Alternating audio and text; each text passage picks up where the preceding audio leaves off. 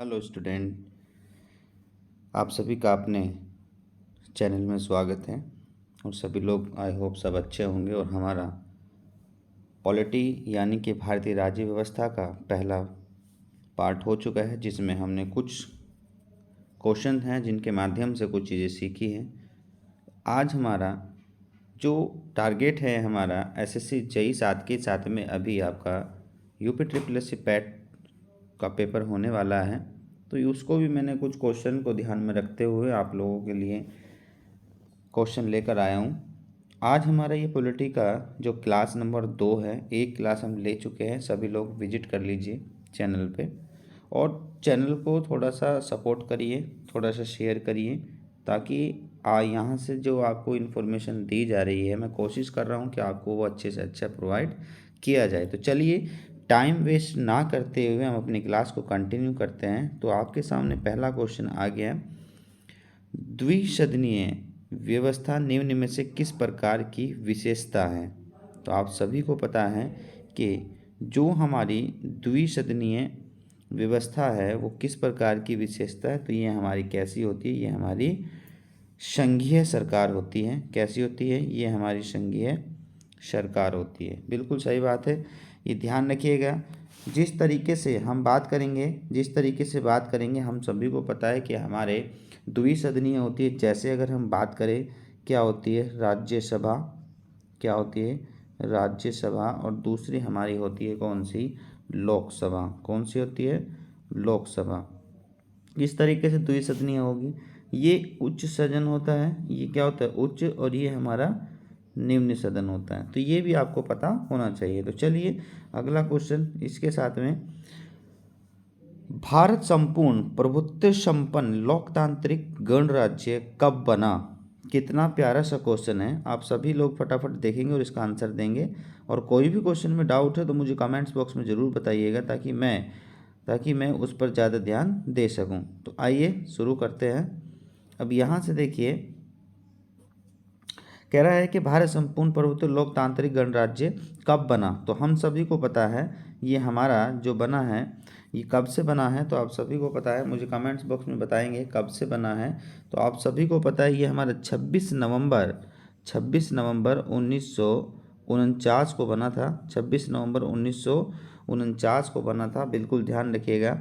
और साथ के साथ में 26 नवंबर 1930 को 26 नवंबर 1930 को आप सभी को पता है कि कांग्रेस के द्वारा जो क्या था, अपने भारत में क्या है, ये संपूर्ण राज्य, ये अपना जो है भारत घोषित करने लगे। इसी दिन से, यानी कि 26 नवंबर 1930 से ये अपने देश को क्या है, 26 जनवरी को ये गणतंत्र दिवस के रूप में ये मानना शुरू कर दिया था। ठीक है जी। तो इसका सही आंसर आपका 26 नवंबर 1949 को। बहुत ही बढ़िया। साथ के साथ में, भारत के राष्ट्रीय ध्वज के चक्र क्या निरूपित करता है, ये भी ध्यान रखिएगा। सबसे पहले क्या निरूपित करेगा, तो सभी से पहले वो तो आपको निरूपित करेगा किसकी, सत्य को। अगर यहीं राष्ट्रीय ध्वज की बात करें तो राष्ट्रीय ध्वज कब अपनाया गया, तो आप सभी को पता है कब, 22 जुलाई 1947। किसने डिजाइन किया था, तो आप कहेंगे कौन सा, तो आप कहेंगे पिंकली ने। साथ के ही साथ में इसको कब के साथ में इसका रेशियो क्या है, तो याद रखना इसको रेशियो 3:2, 3:2 का इसका रेशियो होता है। और इसको कब अपनाया गया था, 22 जुलाई 1947 को अपना लिया गया था। ठीक है जी। तो इसका आंसर हमारा क्या होता है, तो इसका आंसर हमारा बी हो जाता है। चलिए, भारत का मूल संविधान कहाँ सुरक्षित है। तो हम सभी को पता है जो हमारा मूल संविधान है वो कहाँ पर सुरक्षित है, तो आप सभी को पता है ये संसद भवन में सुरक्षित है। बिल्कुल सही बात है। याद रखिए, मूल संविधान में अगर हम बात करेंगे तो हम सभी को पता है जो आर्टिकल है वो कितने थे, 395। तो आप कहेंगे शेड्यूल कितने थे, तो आप कहेंगे 8। उसके बाद आप कहेंगे पार्ट कितने थे, तो मैं कहूँगा 22। ठीक है जी। तो इस तरीके से पता होना चाहिए। बिल्कुल। तो चलिए, इसका आंसर सही, हमारा आंसर है संसद भवन। आगे बढ़ेंगे। मूल संविधान में कितने शब्दों से बना, यानी कि मूल संविधान कितने शब्दों से बना, तो हम सभी को पता है कि लगभग कितने थे, लगभग इसमें 80 शब्दों का प्रयोग किया गया था। लगभग कितने 80 शब्दों का क्या हुआ था, प्रयोग किया गया था। याद रखिए संविधान कब बनकर तैयार हुआ था, तो हम सभी को पता है 26 नवंबर 1949 को आपका संविधान बनकर क्या हो गया था, तैयार हो चुका था। किसके अनुरूप बनाया, तो हम सभी को पता है ये एक ड्राफ्टिंग कमेटी थी, उसने इसको तैयार किया था। क्या थी, एक ड्राफ्टिंग कमेटी थी, उसने इसको क्या किया था, तैयार किया था। और ड्राफ्टिंग कमेटी के जो अध्यक्ष थे कौन से थे, डॉक्टर बी आर अम्बेडकर, ठीक है जी। तो ये इसके अध्यक्ष हुआ करते थे, ये भी ध्यान आपको साथ के साथ में रख के चलना है, ठीक है जी। आगे बढ़ेंगे।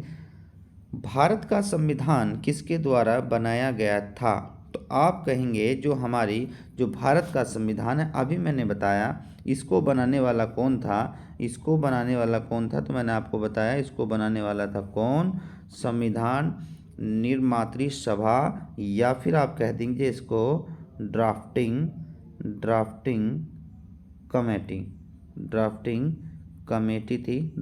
कमेटी थी। ये भी ध्यान आपको रखना है, ठीक है जी।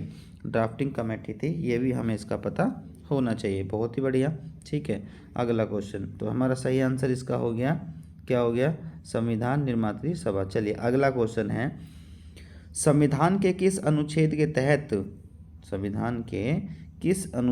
के तहत केंद्र सरकार को समाज के कमजोर वर्ग को नौकरियां, शिक्षण संस्थान में आरक्षण देने का प्रावधान है। अब देखिए क्वेश्चन 1, कोशिश करेंगे और भी ज़्यादा सीखने की।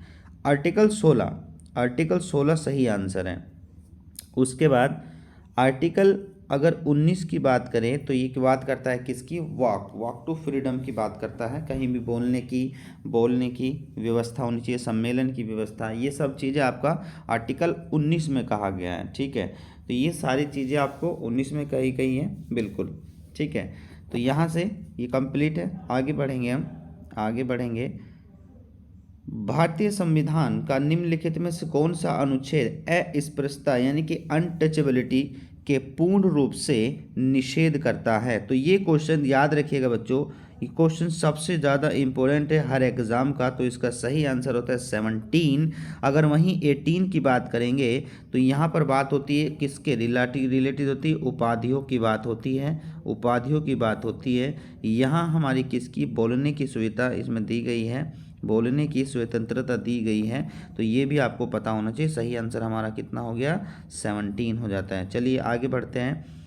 साथ के साथ में अब आपकी बात करेंगे, भारतीय नागरिकता निम्नलिखित में से किस विधियों द्वारा प्राप्त की जा सकती है। तो ये भी बच्चों आपको अच्छे से पता होना चाहिए कि याद रखना, पहली बात तो ये, अगर हम संविधान के पार्ट की बात करें, भाग की बात करें, तो ये भाग किस में लिया गया है, ये भाग हमारा दूसरा लिया गया है।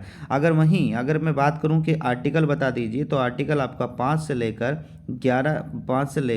11 आर्टिकल की इसमें बात की गई है, 5 से लेकर 11 आर्टिकल की। अब उसमें जो किस तरह से आपका क्या है, भारतीय नागरिकता मिल सकती है। तो बच्चों ध्यान रखिएगा, सबसे पहले आपको क्या चाहिए, जन्म से मिल सकती है, साथ के ही साथ में आपका अनुवांशिक तरीके से मिल सकती है, और साथ के साथ में आपका पंजीकरण तरीके रजिस्ट्रेशन के द्वारा मिल सकती है। तो सही इसका हमारा आंसर हो गया कितना, 1 2 3 सही आंसर हमारा इसका हो जाता है। चलिए आगे बढ़ेंगे।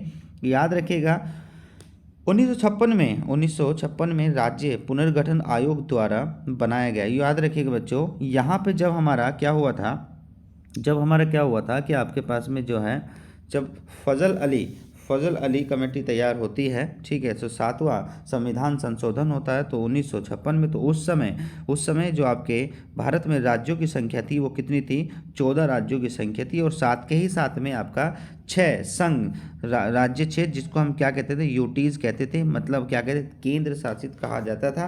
तो ये भी आपको पता होना चाहिए। और ये हमारा सही आंसर कितना हो जाता है, 14 राज्य और 6 संघ राज्य क्षेत्र कहलाते हैं। याद रखिए कब 1956 में होता है, और उस समय जो राज्यों की संख्या 14 और 6 संघ राज्य क्षेत्र हुआ करते थे। ये भी आपको पता होना चाहिए। आगे बढ़ेंगे। निम्नलिखित में से भाषा के आधार पर बनने वाला प्रथम राज्य कौन सा था? तो बच्चों ध्यान रखिएगा, ये भी ध्यान रखिएगा कि ये कब बना था। तो याद रखना 1 अक्टूबर 1953 में भाषाई आधार पर जो आपका क्या बना था, राज्य बना था, वो आपका कौन सा था? आंध्र प्रदेश था। और ध्यान रखिएगा कौन सी भाषा थी, तो ये हमारी कौन सी भाषा? तेलुगु भाषा। कौन सी थी? तेलुगु भाषा। तेलुगु भाषा के सबसे किसमें? तेलुगु भाषा के आधार पर ये बस बनने वाला पहला भाषाई राज्य था। तो ये भी आपको पता होना चाहिए। आगे बढ़ेंगे। निम्नलिखित में कौन नए राज्य को संघ में शामिल करता है? तो बच्चों मैंने बार बार आपसे कहा है, तो ये इसके लिए हमारा क्या होता है? संसद होता है। और याद रखिएगा अगर वहीं इसके आर्टिकल की बात करेंगे तो आर्टिकल 2 और आर्टिकल 3 के लिए इसकी बात होती है। आर्टिकल 2 और 3, 2 के अंतर्गत क्या होता है कि कोई भी भारत के राज्य में अपनी सीमा को जोड़ सकता है, और 3 के अंतर्गत अगर कोई भी क्या कर सकता है, किसी भी राज्य में क्या कर सकते हैं, हम क्या कर सकते हैं? परिवर्तन कर सकते हैं, नाम में परिवर्तन कर सकते हैं। तो चलिए आगे। भारत के संविधान में भारत को किस रूप से दर्शाया गया? तो बच्चों मैं आपको बताया, इंडिया दैट इज भारत क्या होता है? ये हमारे राज्यों का एक संघ होता है। तो सही आंसर हमारा क्या हो गया? राज्यों का एक संघ होता है। तो आगे बढ़ेंगे। साथ के ही साथ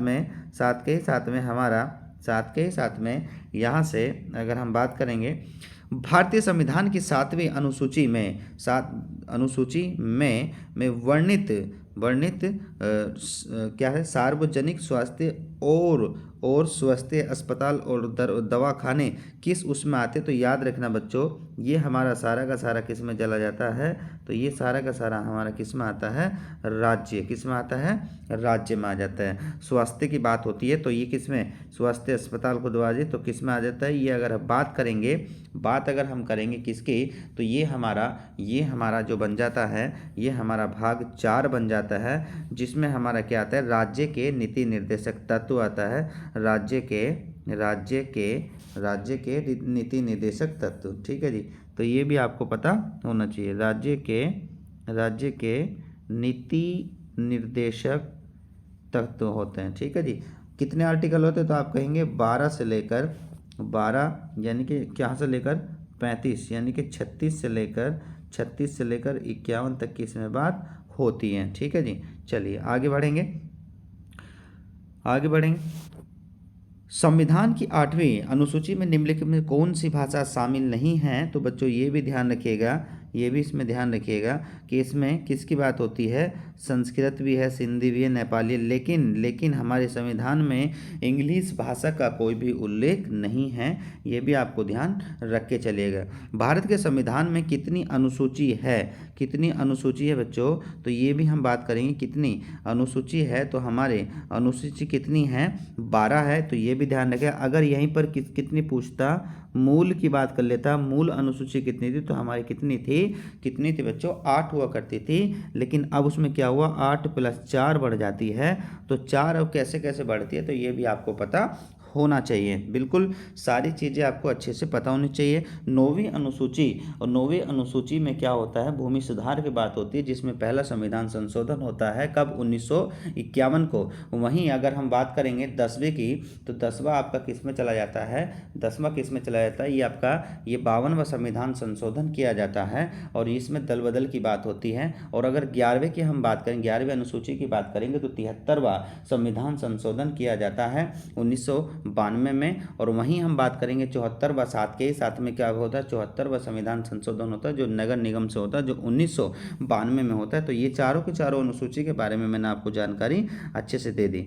अब बात करेंगे 9वीं अनुसूची। जैसे कि मैंने आपको अभी बताया, 9वीं अनुसूची हमारा कब होता है? प्रथम संविधान संशोधन के अनुसार इसको जोड़ा जाता है। और ये कब होता है? तो याद रखना 1951 में ये होता है। ठीक है जी। आगे बात करेंगे प्रस्तावना के उल्लेख हम भारत के लोग का क्या आश्चर्य है। तो इसका मतलब होता है कि हम भारत के लोग हैं, हम भारत के लोग हैं, जो आर्टिकल 1 में कहा गया है। चलिए आगे बढ़ेंगे हम। निम्न शब्दों में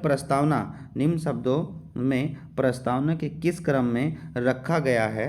ठीक है जी। तो आप कैसे इनको आपके सीक्वेंस से लगाना, ये ध्यान रखिएगा। सबसे पहले हम सभी को पता है ये कहाँ से आया था। तो ये 42वां संविधान संशोधन था। तो आप कहेंगे कब हुआ, तो आप कहेंगे 1976 में ये हुआ था। तो अब बात करेंगे इसमें हम क्या क्या चीज़ें आई। तो पहला हमारा होता है, सबसे पहले क्या होता है, प्रभुत्व संपन्न। उसके बाद में फिर कौन सा आता है, फिर समाजवाद। उसके बाद में फिर धर्मनिरपेक्ष आ जाता है, और साथ के साथ में फिर आपका लोकतांत्रिक आता है, और फिर गणतंत्र आता है। इस तरीके से आपका जो है ये सही क्रम इसका बैठ जाता है। तो सही आंसर हमारा बैठ जाता है कौन सा, प्रभुत्व, समाजवाद। तो इस तरीके से हमारा आंसर ए एप्रोप्रिएट आंसर होता है, बिल्कुल सही हमारा आंसर होता है। बच्चों ध्यान रखिएगा, ये कब होता है, 42वां संविधान संशोधन होता है, जो आपका मिनी कॉन्स्टिट्यूशन क्या होता है, ये हमारा ये 42वां संविधान संशोधन को मिनी कॉन्स्टिट्यूशन भी कहा जाता है, क्योंकि सबसे ज़्यादा जो भी चेंज हुआ है वो हमारा कब हुआ था, 42वां संविधान संशोधन के लिए ही होता है। और मोस्टली में ध्यान रखिएगा, यहाँ से इंपॉर्टेंट क्वेश्चन आता है, ये आपको अच्छे से पता होना चाहिए। निम्नलिखित में से किस संविधान संशोधन अधिनियम के द्वारा प्रस्तावना में संशोधन किया गया।